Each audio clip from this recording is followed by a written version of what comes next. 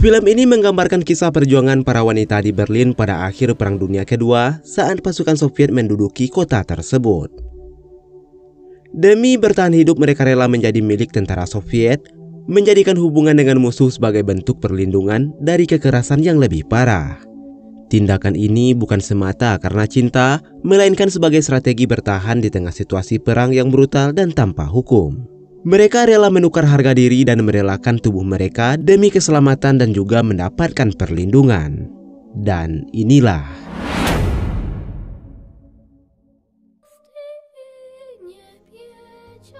film dimulai dengan menampilkan seorang perempuan yang tidak diketahui namanya. Ia hanya dikenal sebagai Anonima. Ia adalah seorang jurnalis Jerman yang cerdas dan berpengalaman, pernah berkeliling ke 12 negara dan menetap di berbagai kota besar seperti Moskow, Paris, dan London. Dalam kehidupannya sebelum perang, ia menikah dengan seorang pria Jerman bernama Gerd. Namun kebahagiaan rumah tangga mereka tidak bertahan lama. Sang suami yang merupakan tentara harus pergi ke medan perang, meninggalkan Anonima seorang diri di Berlin. Meskipun hidup di tengah perang yang mencekam, Anonima masih berusaha mempertahankan gaya hidupnya yang elegan bersama para rekannya. Mereka sering berkumpul sambil berbincang tentang kejayaan Jerman dan keyakinan bahwa negaranya tidak akan pernah terkalahkan. Namun keyakinan itu runtuh pada tanggal 16 April 1945, tentara Uni Soviet mulai memasuki wilayah Berlin. Serangan besar-besaran pun terjadi, ledakan demi ledakan mengguncang kota, menghancurkan gedung-gedung, dan mengubah Berlin yang megah menjadi puing-puing dalam hitungan jam.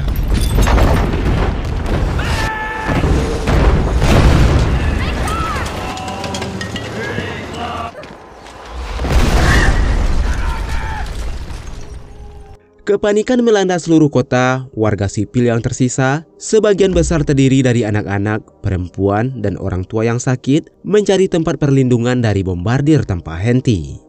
Dalam keputusasaan, mereka bergerak menuju bunker bawah tanah, berharap bisa selamat dari kekacauan di atas permukaan. Serangan itu dipimpin oleh Mayor Andrei, salah satu perwira tentara merah yang memimpin pasukannya menembus jantung kota. Setelah berhasil meluluhlantakkan pertahanan Jerman, pasukan Soviet segera memerintahkan agar seluruh senjata diletakkan dan tidak ada perlawanan. Namun situasi yang semula tampak terkendali berubah seketika ketika sisa-sisa pasukan Jerman melakukan serangan balik secara tiba-tiba.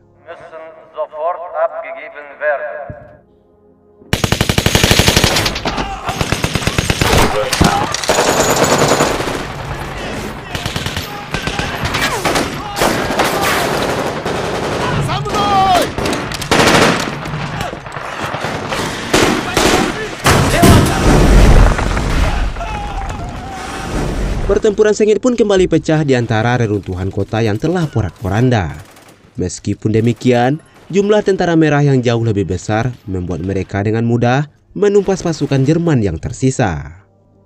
Setelah itu mereka mulai menyisir setiap sudut kota, termasuk kawasan apartemen untuk mencari musuh yang masih bersembunyi. Di tengah kekacauan itu, Mayor Andrei melaporkan ke pusat bahwa pasukannya telah hampir sampai di stasiun Potsdam dan bersiap menuju pusat pemerintahan Jerman. Namun sang atasan memerintahkan agar mereka bertahan dan tidak melanjutkan serangan. Sebagian anak buahnya merasa frustasi dan tidak setuju. Perdebatan sengit pun terjadi di antara para perwira Soviet. Sesaat kemudian mereka melakukan penyisiran ke wilayah pemukiman. Mereka akhirnya menemukan sebuah bunker, tempat persembunyian Anonima dan para wanita lainnya. Anonima yang menyadari bahaya situasi tersebut segera berbicara menggunakan bahasa Rusia dan bertanya apa yang mereka inginkan. Tentara tersebut mengira Anonima adalah orang Rusia sehingga ia pun menawarkan makanan. Dua perempuan lain yang melihat kejadian itu segera memanfaatkan kesempatan tersebut. Mereka segera keluar dari bunker karena tidak ingin mati kelaparan di tempat persembunyian. Namun ketika mereka naik ke permukaan, terlihat ratusan pasang mata tentara Soviet menatap mereka dengan tatapan lapar dan penuh ancaman. Tidak lama kemudian Anonima menyusul mereka ke atas dan melihat seluruh area sudah dikuasai oleh tentara Rusia yang tengah beristirahat sambil bersenda gurau di antara reruntuhan. Dan dari sinilah awal penderitaan para perempuan Berlin dimulai. Seorang tentara tua Rusia mencoba menggoda Anonima dan dua wanita yang bersamanya, namun Anonima dengan tegas menolaknya. Tidak lama kemudian terdengar teriakan dari arah bunker. Rupanya beberapa tentara Rusia sedang berusaha melecehkan seorang wanita tua yang tak berdaya di tempat itu. Melihat kejadian tersebut, Anonima segera meminta seorang gadis remaja untuk bersembunyi di apartemennya di lantai atas sebelum para tentara melakukan hal yang sama kepadanya. Ia juga mencoba mengalihkan perhatian tentara tua itu dengan mengatakan bahwa wanita di bunker sudah terlalu tua untuk dijadikan sasaran. Dengan begitu, ia berusaha menunda tindakan mereka sambil mencari celah untuk melarikan diri.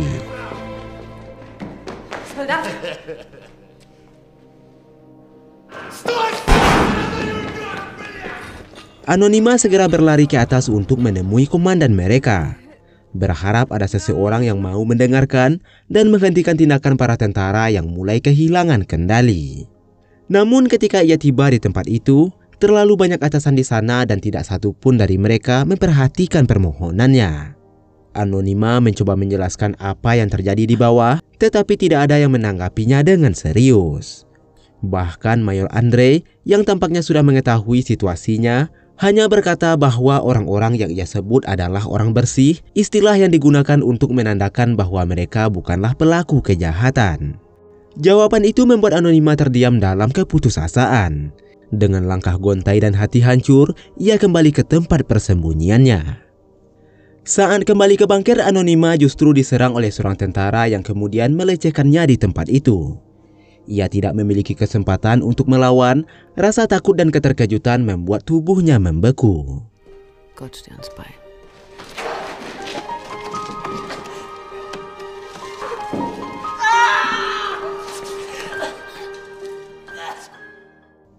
Setelah itu kondisi pun mulai kondusif dan orang-orang kembali ke apartemen mereka yang hancur.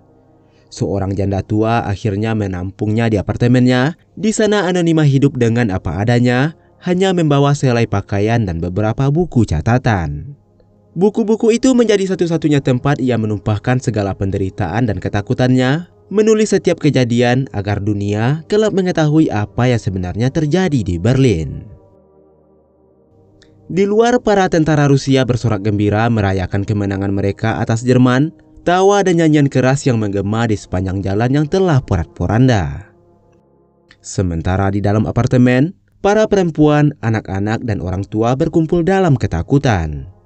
Dan tidak lama kemudian, kegaduhan itu berubah menjadi keheningan yang menegangkan sebelum akhirnya para tentara Rusia mendobrak pintu-pintu apartemen mereka.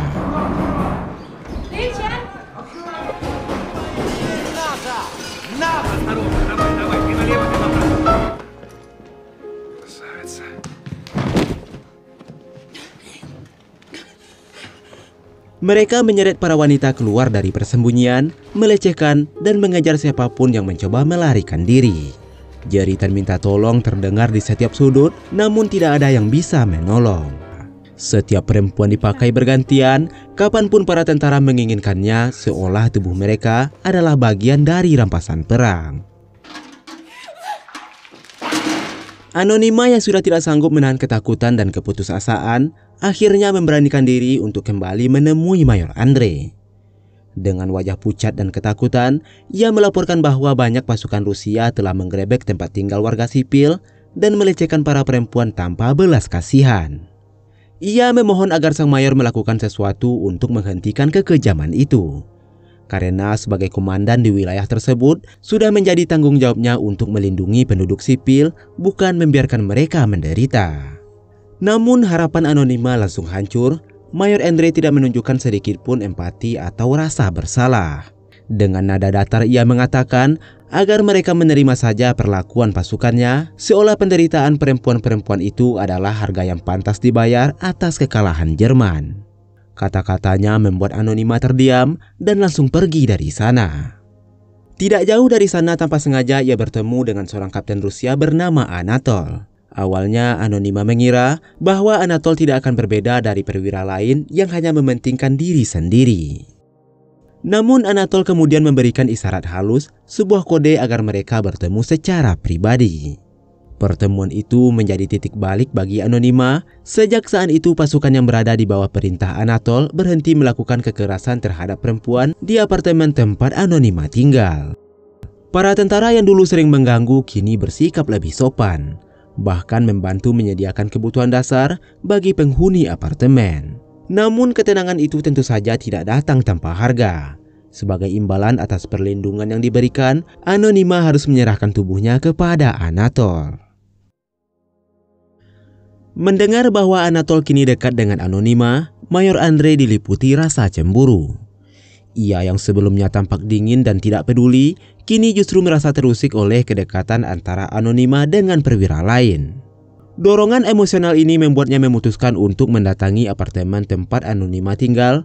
Ia berusaha memahami mengapa perempuan itu kini memilih berlindung pada orang lain bukan padanya. Mayor Andre kemudian memerintahkan semua orang yang ada di dalam ruangan untuk segera keluar, menyisakan hanya dirinya dan Anonima. Suasana menjadi hening dan tegang. Anonima menatapnya dengan rasa takut bercampur pasrah. Ia berpikir bahwa sang mayor, seperti halnya tentara lain, menginginkan hal yang sama darinya. Dengan perasaan hancur, Anonima pun pasrah terhadap apa yang akan dilakukan oleh Andre. Namun di luar dugaan, sang mayor tidak melakukan apa-apa. Ia hanya ingin bicara pada Anonima. Karena disalahpahami, sang mayor akhirnya berbalik dan meninggalkan ruangan tanpa sepatah kata pun. Di luar, para tentara Rusia masih melakukan kekerasan terhadap perempuan-perempuan Jerman, memperlakukan mereka seolah hanyalah barang rampasan perang tanpa nilai dan tanpa suara. Kota Berlin yang dulu megah kini bukan hanya runtuh secara fisik, tetapi juga secara moral. Mayat-mayat berserakan di jalanan dan perempuan dilecehkan tanpa henti. Malam harinya Anatol datang kembali ke apartemen Anonima. Seperti sebelumnya, ia datang tanpa pemberitahuan dan pergi sesukanya. Kehadirannya membawa rasa aman sekaligus ketegangan. Satu sisi ia melindungi Anonima, satu sisi lagi ia juga menjadikan perempuan tersebut hanya sebatas pelampiasan. Mayor Andre yang sebelumnya merasa tersinggung dan merasa ditolak, kembali ke apartemen dengan membawa pasukannya. Kali ini ia datang dengan sikap yang jauh lebih lembut, berusaha mengambil hati Anonima dan para penghuni lain. Ia membawa beberapa keranjang makanan, menawarkan roti, kaleng daging, serta minuman pada semua orang di sana. Suasana yang semula kaku dan penuh kecemasan perlahan mulai mencair. Untuk sesaat, pasukan Rusia yang sebelumnya menjadi sumber ketakutan seolah berubah menjadi pelindung bagi para penghuni apartemen yang ketakutan dan kelaparan. Mereka tersenyum, berbincang ringan, dan menampilkan wajah kemanusiaan yang selama ini hilang di tengah perang. Namun ketenangan itu tidak berlangsung lama. Sekelompok pasukan Rusia lain tiba-tiba datang menggerebek apartemen tersebut.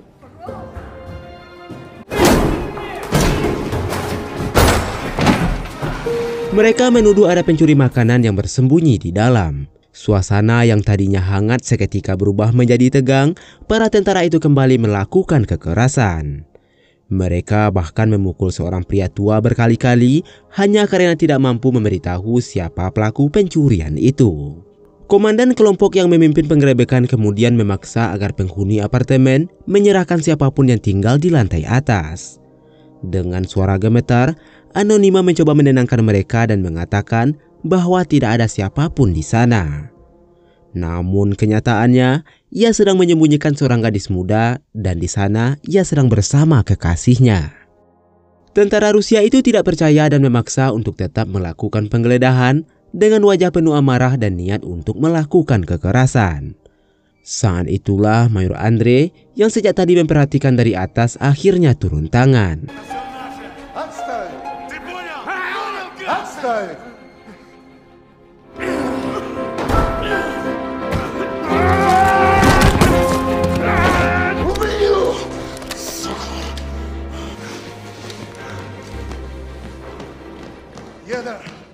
Sejak saat itu hubungan emosional antara Mayor Andre dan Anonima semakin hari semakin dekat. Mayor Andre memberikan perlakuan khusus kepadanya, sesuatu yang tidak dimiliki oleh wanita lain di apartemen tersebut. Ia bahkan menempatkan seorang prajurit untuk berjaga di depan pintu kamar Anonima agar tidak ada tentara lain yang berani mengganggunya. Dengan perlindungan itu, Anonima akhirnya bisa tidur tanpa rasa takut. Namun keamanan itu tidak datang tanpa harga. Anonima tahu bahwa perlindungan yang ia terima berarti kini ia menjadi milik Mayor Andre, baik sebagai simbol kuasa maupun sebagai pelampiasan di tengah kekacauan perang. Setiap kali Andre datang ke kamarnya, ia tahu apa yang akan terjadi. Meski pada awalnya ada rasa penolakan dan jijik, seiring berjalannya waktu hubungan mereka berubah menjadi sesuatu yang lebih rumit. Di antara rasa takut dan pasrah, tumbuh pula rasa iba, bahkan kasih sayang yang sulit dijelaskan. Melihat bagaimana Anonima mendapat perlindungan dan perlakuan yang lebih baik oleh sang perwira, para wanita lain di apartemen mulai mengikuti jejaknya.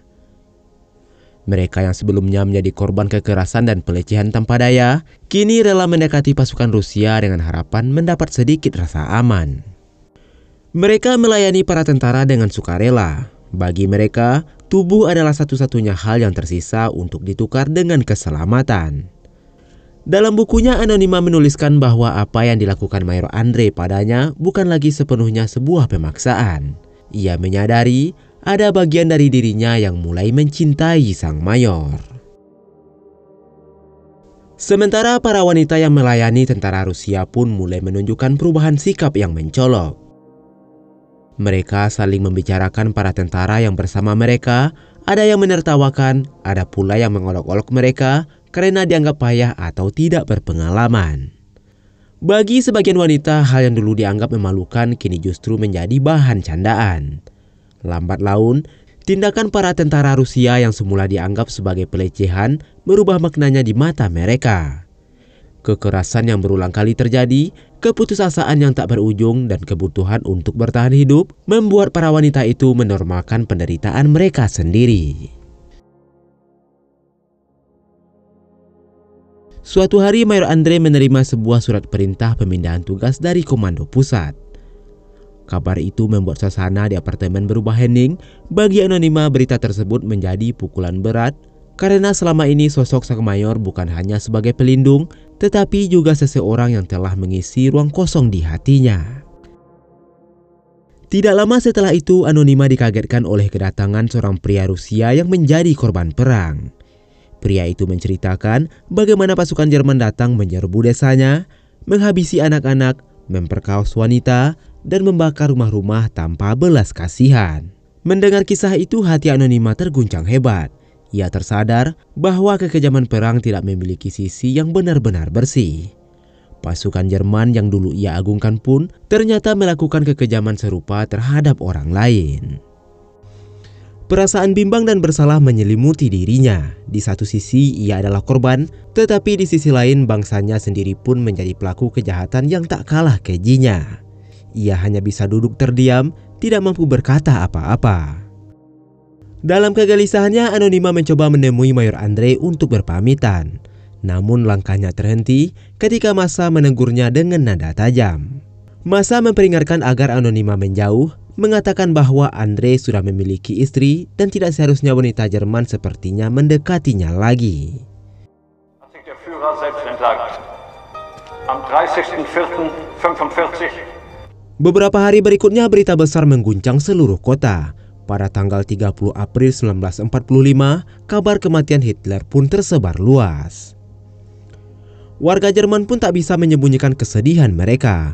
Mereka tahu bahwa kekalahan telah tiba dan nasib mereka kini ada di tangan pasukan Soviet. Sementara itu di luar apartemen, pasukan Rusia bersorak gembira, bernyanyi dan menari di jalanan yang porak-poranda. Bagi mereka, perang telah berakhir dengan kemenangan, namun bagi Anonima dan rakyat Berlin lainnya, kemenangan itu terasa seperti awal dari penderitaan yang baru. Sebagian pasukan Rusia kembali ke apartemen untuk merayakan kemenangan mereka bersama para penghuni yang tersisa. Musik, tawa, dan suara gelas beradu menggema di tengah reruntuhan seolah perang telah benar-benar berakhir. Namun di balik senyum yang dipaksakan, warga Jerman berusaha keras menyembunyikan kesedihan dan ketakutan mereka agar tidak menarik perhatian para tentara. Sementara itu di salah satu kamar, Mayor Andre menemui Anonima yang sedang menulis di buku catatannya. Percakapan mereka berlangsung tenang hingga tiba-tiba suasana berubah ketika seorang tentara Rusia yang pernah melecehkan Anonima dulu mencoba menerobos masuk ke apartemen. Pria Mongol yang berjaga di depan pintu berusaha mencegahnya, namun tentara itu berhasil memaksa masuk. Dengan langkah terhuyung, ia naik ke lantai atas dan mendapati gadis muda yang selama ini disembunyikan Anonima sedang tertidur. Ketika ia mencoba melecehkan gadis tersebut, sang kekasih yang panik segera mengambil pistol dan menembak pria itu.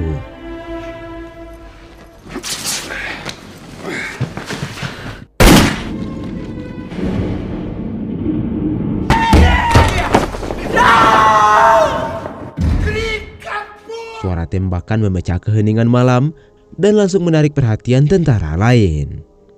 Para tentara segera berkumpul dan menuntut penjelasan. Mayor Andre bertanya siapa pemilik apartemen tempat kejadian berlangsung. Dengan wajah pucat, Anonima mengaku bahwa apartemen itu adalah miliknya. Namun ia bersikeras tidak tahu menahu soal keberadaan senjata api tersebut. Sayangnya pengakuan itu tidak menyelamatkan siapapun. Gadis yang dilindungi Anonima dan kekasihnya yang dianggap bersalah karena memiliki senjata, dan tanpa ampun ia pun dijatuhi hukuman mati.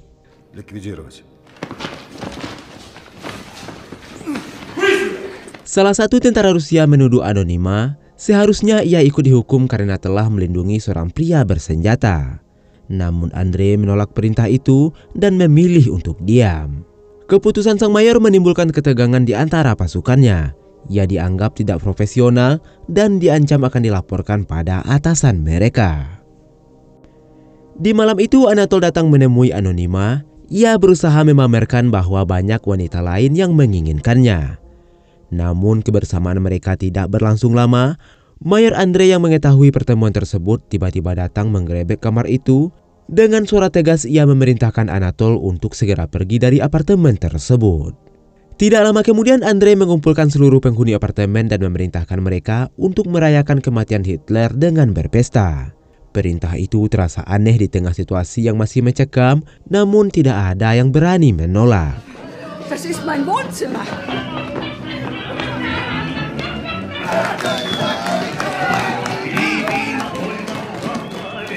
Ketika pesta berakhir, hanya Anonima dan Mayor Andre yang tertinggal di ruangan itu. Mereka mulai mengobrol santai tentang hidup, perang, dan masa depan yang tak mungkin bisa mereka miliki bersama. Andre menatap Anonima dengan perasaan campur aduk, sementara Anonima berusaha menahan air matanya. Mereka saling mencintai, namun keduanya tahu bahwa cinta itu tak punya tempat di dunia yang sedang hancur. Anonima mengakui bahwa ia masih berharap suaminya yaitu Ger bisa pulang suatu hari dalam keadaan hidup. Mendengar itu Andre tampak tersinggung dan diliputi rasa cemburu. Ia berdiri berniat pergi meninggalkan kamar itu, namun Anonima segera menahannya hingga akhirnya mereka menghabiskan malam bersama di malam itu. Keesokan paginya Anonima dikejutkan oleh kabar tragis, suami salah satu tetangganya ditemukan tewas bunuh diri. Pria itu tidak sanggup menerima kekalahan Jerman dan memilih mengakhiri hidupnya pada malam yang sama ketika semua orang berpesta merayakan berakhirnya perang. Dalam momen itu Anonima merasa ketakutannya terhadap kehilangan Mayor Andre semakin nyata. Ia pun bergegas kembali ke apartemennya, berharap masih bisa menemuinya. Namun sesampainya di sana kejutan lain menantinya. Gerd, yaitu suaminya, ternyata telah pulang dari perang. Di ruangan itu juga hadir seorang perwira Rusia yang datang memberi kabar bahwa Mayor Andre akan segera dipindahkan ke lokasi lain yang tidak disebutkan. Begitu perwira itu pergi, suasana mendadak hening. Anonima dan Ger hanya saling menatap.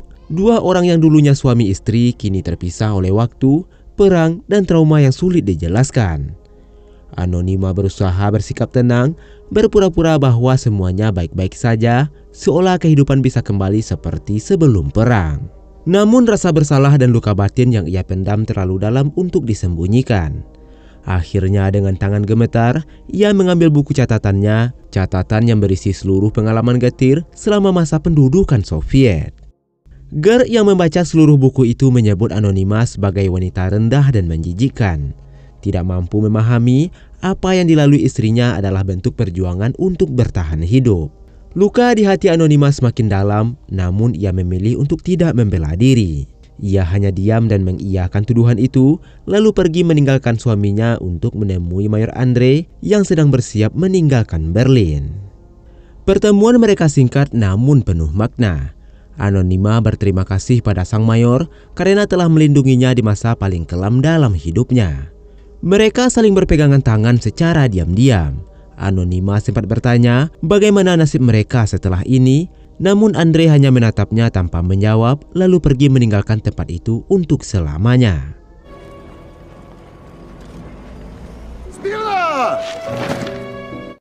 Saat Anonima kembali ke apartemennya, ia mendapati Gert sedang melampiaskan kekesalannya.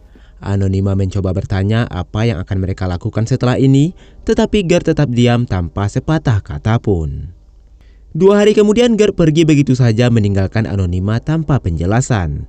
Anehnya, Anonima tidak merasa takut atau sedih, ia hanya bisa menjalani takdir jika mereka dipertemukan suatu hari nanti.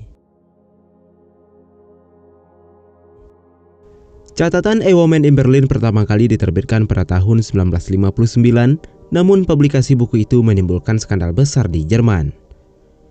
Banyak pihak menganggapnya sebagai aib nasional dan penghinaan terhadap perempuan Jerman karena berani mengungkap kenyataan pahit yang selama ini ditutupi. Sang penulis merasa terpukul karena bukunya ditolak dan dihina. Bukunya dilarang beredar selama ia masih hidup, dan hingga ia meninggal identitas aslinya tidak pernah terungkap. Dan film pun selesai.